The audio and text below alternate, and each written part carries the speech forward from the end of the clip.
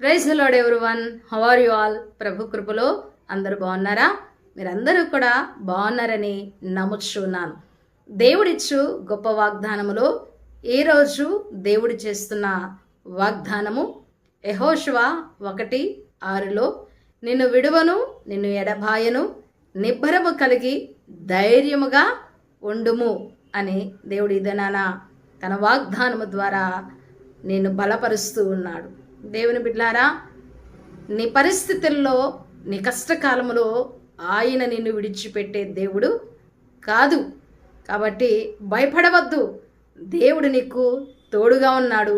ఆయన నిన్ను ఎన్నడూ కూడా విడిచిపెట్టే దేవుడు కాదు.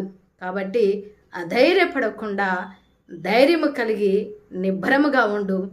దేవుడు నీ పరిస్థితులన్నింటినీ కూడా మార్చగలుగుతాడు. హల్లెలూయా. దేవుడు ఈ మాటలను మన ఇంట్లో దీవించి ఆశీర్వదించునుగాక. God bless you. ఆమేన్.